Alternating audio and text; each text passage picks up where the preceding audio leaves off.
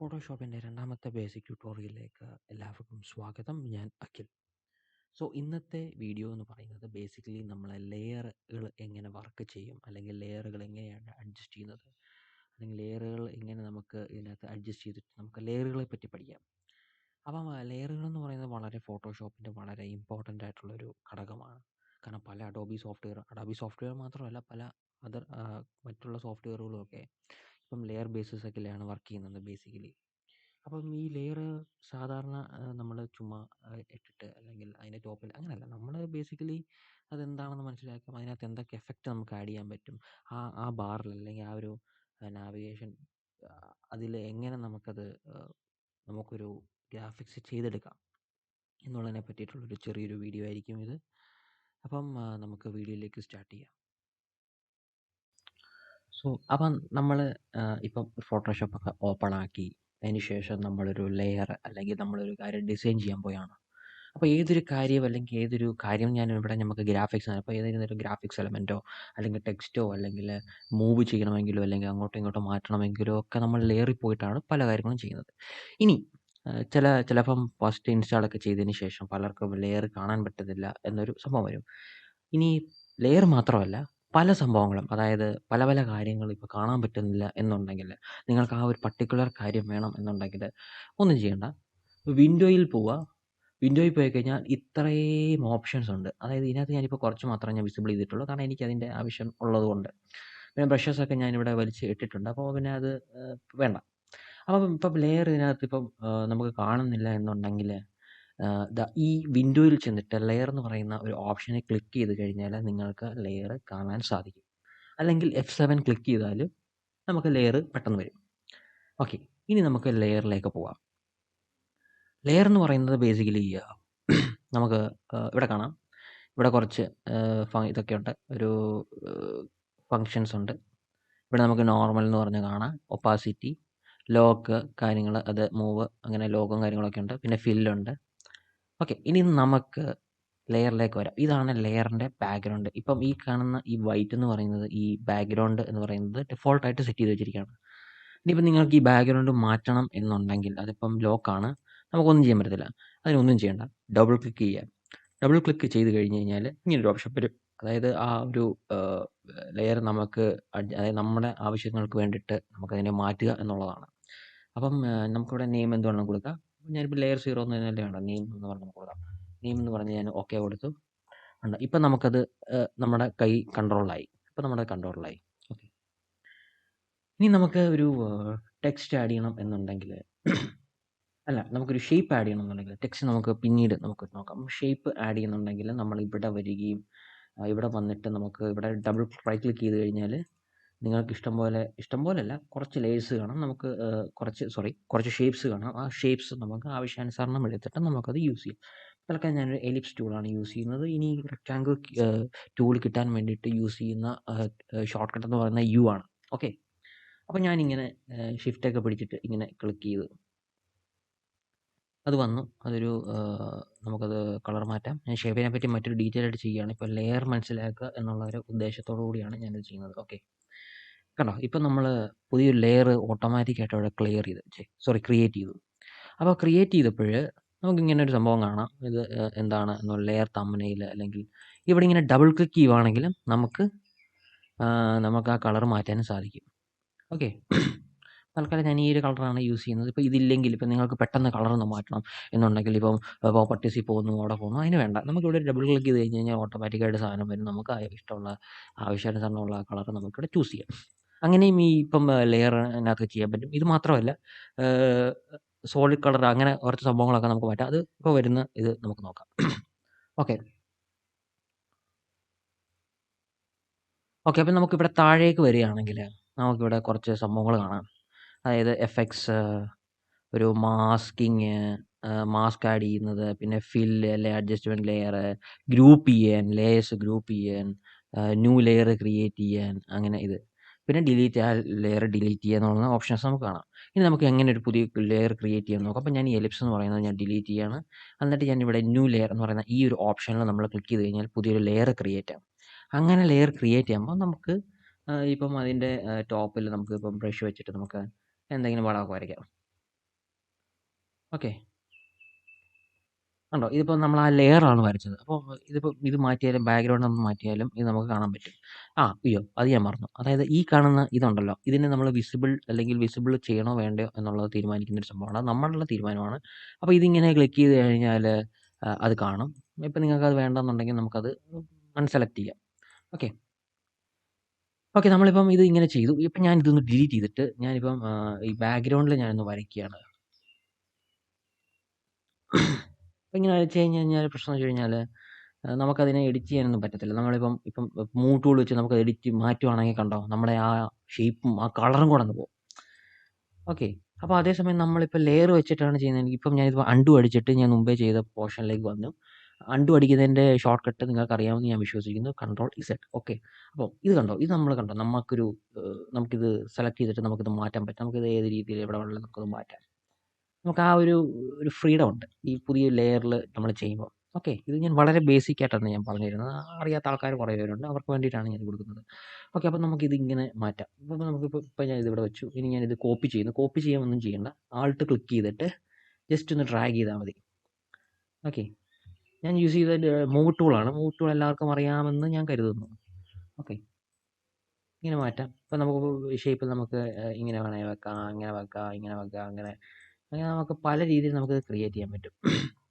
നമ്മളിപ്പോൾ പുതിയൊരു ഒരു അത് കോപ്പി ചെയ്യാൻ വേണ്ടി നമ്മൾ ചെയ്തപ്പം ഇവിടെ ഒരു ഫയൽ ഫോം ചെയ്തു. അത് ഓട്ടോമാറ്റിക്കായിട്ട് ഫോം ചെയ്യുന്നതാണ്. അപ്പോൾ നമുക്കതൊന്ന് ഡിലീറ്റ് ചെയ്യാം. ഓക്കെ. ഇനിയിപ്പോൾ മാസ്കിംഗ് എന്ന് പറയുന്ന ഒരു ഓപ്ഷൻ ഉണ്ട്. മാസ്കിങ്ങും സെലക്ഷനും ഞാനത് മറ്റൊരു വീഡിയോയിൽ ഞാൻ പറഞ്ഞു തരാം. അപ്പം മാസ്ക് ചെയ്യാന്ന് വെച്ച് കഴിഞ്ഞാൽ ഇവിടെ ക്ലിക്ക് ചെയ്ത് കഴിഞ്ഞാൽ ഇവിടെ മാസ്കിങ് വരും. മാസ്കിങ്ങിൻ്റെ ഒരു ചെറിയൊരു ബേസിക് കാര്യങ്ങൾ ഞാനൊന്ന് പഠിപ്പിച്ചു തരാം. ഓക്കെ. നമുക്ക് മാസ്ക് ഇപ്പം നമ്മൾ ഇപ്പം ഇത് ലെയർ ക്ലിക്ക് ചെയ്തു. എനിക്കിപ്പോൾ മാസ്ക് ചെയ്യണം, അല്ലെങ്കിൽ എനിക്കതൊന്ന് ഒന്നൊന്ന് അഡ്വാൻസ്ഡ് ആയിട്ട് എനിക്ക് അതിനെ ഒന്ന് എറേസ് ചെയ്യണം, അല്ലെങ്കിൽ അതിനെ ഒന്ന് ആഡ് ചെയ്യണം എന്നുണ്ടെങ്കിൽ നമ്മളിത് ഇവിടെ ക്ലിക്ക് ചെയ്ത് കഴിഞ്ഞാൽ ഇവിടെ ഒരു വൈറ്റ് ഓപ്ഷൻ വരും. വൈറ്റ് ഓപ്ഷൻ വരുമ്പോൾ ഒന്നും കാണത്തില്ല. അതേസമയം ഞാനിവിടെ ബേസിക്കലി ഞാനിപ്പം ഇതിനകത്ത് എന്തൊക്കെയോ ചെയ്യുന്നുണ്ട്. പക്ഷെ ഒന്നും വരുന്നില്ല. അതിന് കാരണം എന്ന് വെച്ച് കഴിഞ്ഞാൽ എനിക്കിത് ഡിലീറ്റ് ചെയ്യാൻ പറ്റണം. എനിക്കിതിപ്പോൾ തുടയ്ക്കണം. എറേസർ നമുക്ക് യൂസ് ചെയ്യാം. പക്ഷെ എന്നാലും കുറച്ചും കൂടി അഡ്വാൻസ്ഡ് ആയിട്ടുള്ള ആൾക്കാരൊക്കെ യൂസ് ചെയ്യുന്നത് മാസ്ക് ചെയ്തിട്ട് എറേസ് ചെയ്യുന്നതാണ് കുറച്ചും കൂടി ഒരു സ്റ്റാൻഡേർഡ് എന്നാണ് പറയപ്പെടുന്നത്. എനിക്കറിയത്തില്ല. നമുക്ക് ആവശ്യമാണെങ്കിൽ നമുക്ക് എറേസ് നമുക്ക് ചെയ്യാം. പക്ഷെ ഇവിടെ നമുക്ക് ഒന്നും നടക്കുന്നില്ല. അതിന് കാരണം വേറൊന്നുമല്ല. നമ്മൾ ദാ ഇവിടെ കണ്ടോ, നമ്മുടെ ഈ ഫിൽ ഓപ്ഷൻ, ഈ കളറിൻ്റെ ഈ ഒരു ഓപ്ഷനിൽ, ഇതിപ്പോൾ വൈറ്റ് ആണ് കിടക്കുന്നത്. നമുക്ക് വൈറ്റ് വെച്ചിട്ട് കാര്യമില്ല. അപ്പോൾ നമ്മൾ ഇവിടെ ക്ലിക്ക് ചെയ്ത് കഴിഞ്ഞാൽ ഇവിടെ ബ്ലാക്ക് ആവും. അപ്പോൾ ഫോർഗ്രൗണ്ട് ബ്ലാക്ക് വന്നു കഴിഞ്ഞാൽ നമുക്കിതിനെ ഈസി ആയിട്ട് എറേസ് ചെയ്യാൻ സാധിക്കും. നമുക്ക് നോക്കാം.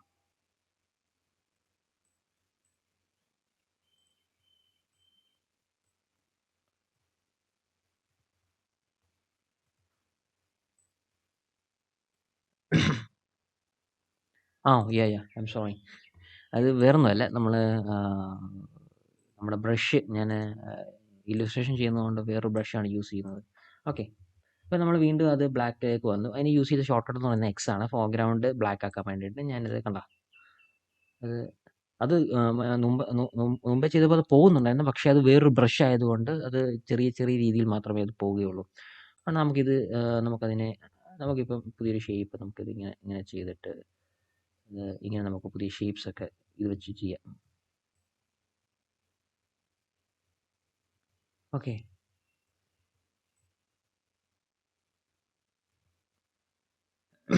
അപ്പോൾ നമുക്ക് ബേസിക്കലി ഇത് നമുക്കിത് ഇങ്ങനെ ചെയ്യാം. ഇനിയിപ്പം നിങ്ങൾക്കിതിപ്പോൾ തിരിച്ച് വരുത്തണമെന്നുണ്ടെങ്കിൽ നമ്മുടെ വീണ്ടും അത് വൈറ്റ് ആക്കിയാൽ മതി. അപ്പം വീണ്ടും ഒരു എക്സ് അടിച്ച് കഴിഞ്ഞാൽ അത് ഓട്ടോമാറ്റിക്കലി വൈറ്റ് ആവും. നമുക്കപ്പോൾ ആവശ്യാനുസരണം നമുക്കിത് ഇതാണ് സിമ്പിൾ ബേസിക് മാസ്കിംഗ് എന്ന് പറയുന്നത്.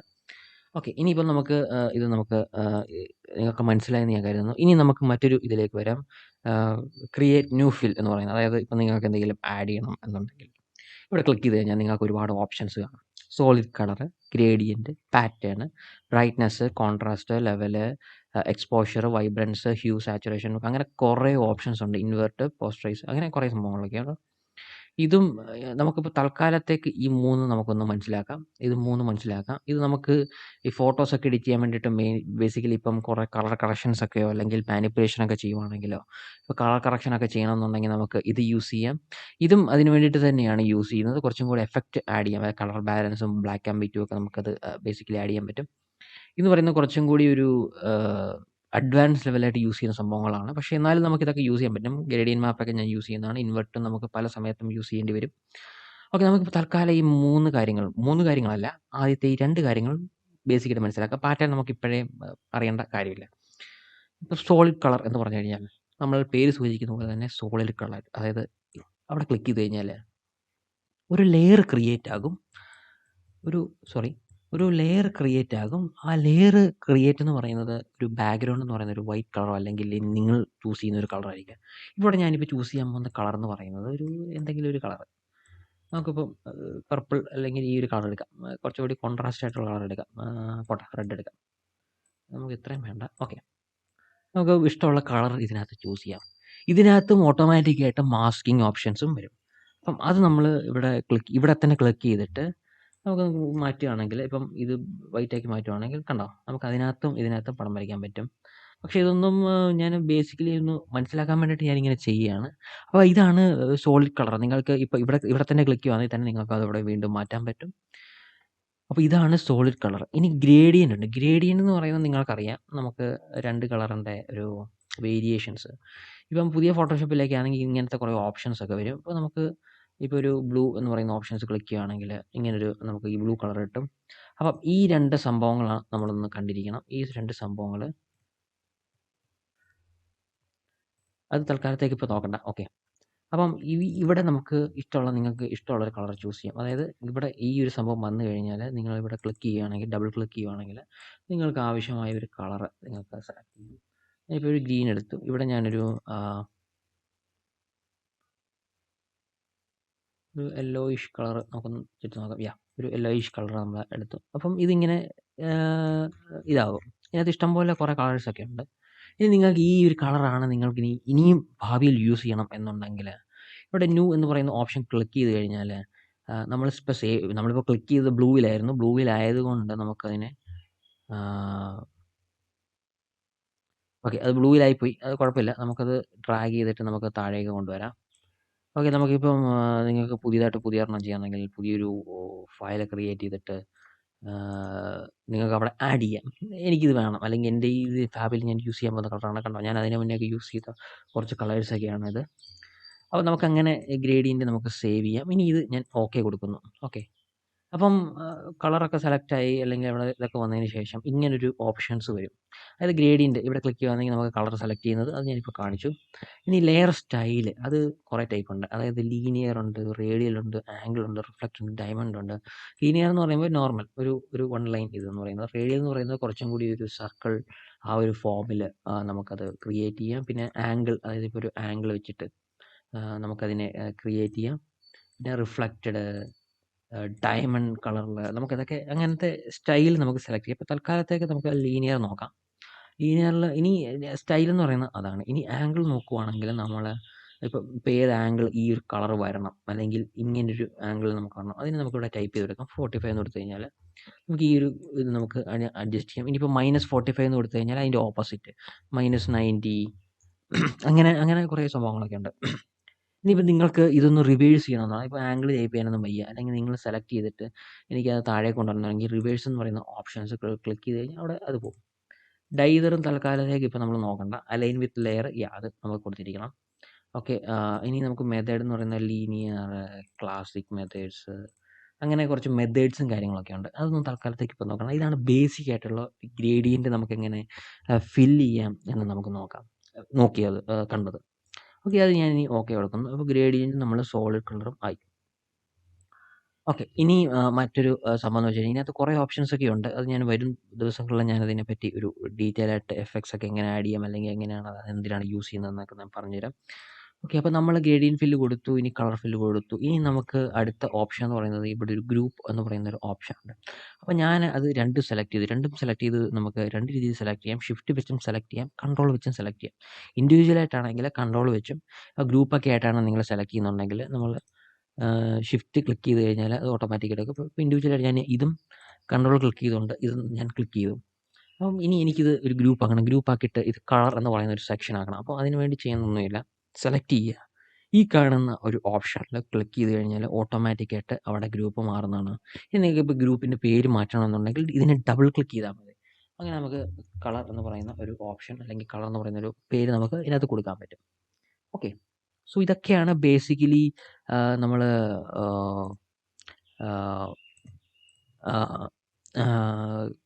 ലെയറിൻ്റെ ഉപയോഗങ്ങൾ എന്ന് പറയുന്നത്. നമുക്ക് ഇതിനകത്ത് പല പല ഓപ്ഷൻസ് ഒക്കെ ഉണ്ട്. ഇത് വേണം ഓഫ് ചെയ്തൊക്കെ ഇടാം.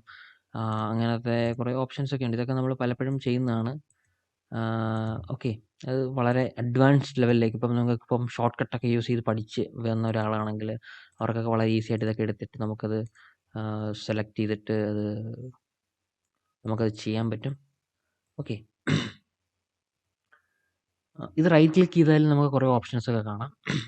അപ്പം അത് റൈറ്റ് ക്ലിക്ക് ചെയ്താണെങ്കിൽ നമുക്ക് ബ്ലെൻഡിങ് ഓപ്ഷൻസ് പറയുന്നത്. ബ്ലെൻഡിങ് ഓപ്ഷൻസിന് വേണ്ടി പ്രത്യേകം ഞാനൊരു വീഡിയോ ഞാൻ ചെയ്യാൻ പ്ലാനുണ്ട്. ബിക്കോസ് അത് വലിയൊരു സംഭവമാണ്. അത് നമുക്ക് ഡ്യൂപ്ലിക്കേറ്റ് ചെയ്യാം, അതിനെ ഡിലീറ്റ് ചെയ്യാം, അൺഗ്രൂപ്പ് ചെയ്യാം, അതിൽ നിന്ന് മാറ്റാം, അൺഗ്രൂപ്പ് ചെയ്യാം, ഗ്രൂപ്പ് ഫ്രം ലേയേഴ്സ് കൊടുക്കാം. പിന്നെ നമുക്ക് ഇതിനെ സ്മാർട്ട് ഒബ്ജക്റ്റ് ആക്കാം. സ്മാർട്ട് ഒബ്ജക്റ്റ് ഒക്കെ നമുക്ക് പിന്നീട് നമുക്ക് നോക്കാം. ബേസിക്കലി നിങ്ങൾ കാര്യങ്ങളൊക്കെ മനസ്സിലാക്കുക. ലെയറിനെ പറ്റി നിങ്ങൾ ഇത്തരം ചെയ്തൊക്കെ നോക്കുക. ഓക്കെ. സോ ഇതൊക്കെയാണ് ബേസിക്കലി എന്ന് പറയുന്നത്. ഇതാണ് ഞാൻ പറഞ്ഞ ബ്ലെൻഡിങ് ഓപ്ഷൻസ്. നമുക്ക് ഇപ്പോൾ ഷോർട്ട് കട്ടൊക്കെ പെട്ടെന്ന് ഒരാൾക്ക് ചെയ്യണമെന്നുണ്ടെങ്കിൽ നമുക്കിവിടെ കയറിയിട്ട് നമുക്കത് എഡിറ്റ് ചെയ്യാൻ നമുക്ക് പെട്ടെന്ന് ആഡ് ചെയ്യാം. ഓക്കെ. അപ്പം സോ ഇത്രയൊക്കെയാണ് ബേസിക്കലി ലെയറിൻ്റെ കുറച്ച് മനസ്സിലാക്കേണ്ട കാര്യങ്ങളെന്ന് പറയുന്നത്. ഇനി നമുക്ക് വരുന്ന ദിവസങ്ങളിൽ ഞാൻ അടുത്ത വീഡിയോ എന്ന് പറയുന്നത് ബ്ലെൻഡിങ് ഓപ്ഷൻസിനെ പറ്റിയിട്ടൊരു വീഡിയോ ആണ്. Okay. Anyway thanks for watching.